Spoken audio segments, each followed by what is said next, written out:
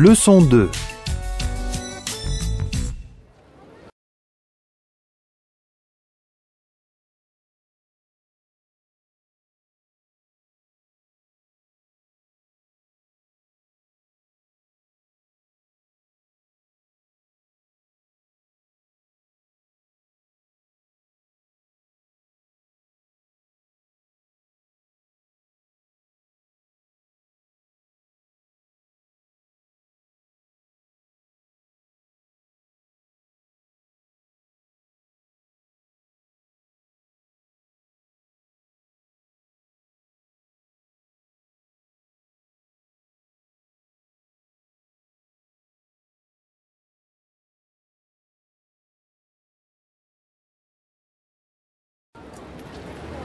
Je trouve que de vivre tout seul, c'est un peu triste et que c'est bien agréable de rentrer chez soi le soir et d'avoir quelqu'un pour dîner ensemble, pour partager quelques minutes, sans forcément partager beaucoup de vie privée, mais un petit quotidien, un petit peu quoi.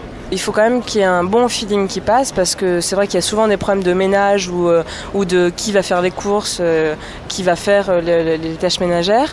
Donc je crois qu'il faut simplement bien sentir la personne, bien s'entendre et puis après, parler dès qu'il y a le moindre problème, se dire les choses, surtout pas laisser les soucis rester trop longtemps parce que sinon c'est le clash et quand on a un appartement qu'on coloue, ça peut vite devenir un problème vis-à-vis du propriétaire. Comme on est dans une ville finalement un petit peu individualiste, j'ai choisi de trouver d'autres personnes qui voudraient vivre avec moi dans un appartement plutôt rive droite.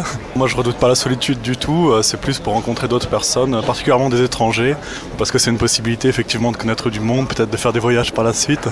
C'est un mode de vie qui me va très bien, j'ai déjà vécu en colocation dans diverses villes en Europe et ça s'est toujours très bien passé.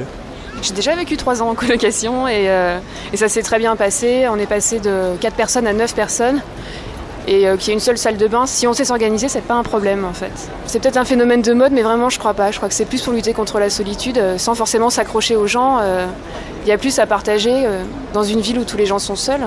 Quand on est peut-être un peu plus vieux, qu'on est divorcé, séparé, ça peut aussi être un moyen de se rapprocher des gens sans forcément chercher une relation stable. Moi je vois pas ça du tout comme un nid à mariage.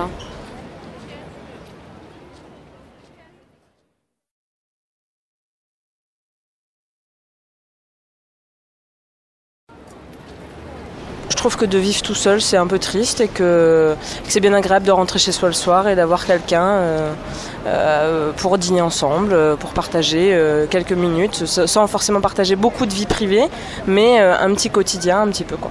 Il faut quand même qu'il y ait un bon feeling qui passe parce que c'est vrai qu'il y a souvent des problèmes de ménage ou de qui va faire les courses, qui va faire les tâches ménagères. Donc je crois qu'il faut simplement bien sentir la personne, bien s'entendre et puis après, parler dès qu'il y a le moindre problème, se dire les choses, surtout pas laisser les soucis rester trop longtemps parce que sinon c'est le clash et quand on a un appartement qu'on coloue, ça peut vite devenir un problème vis-à-vis du propriétaire.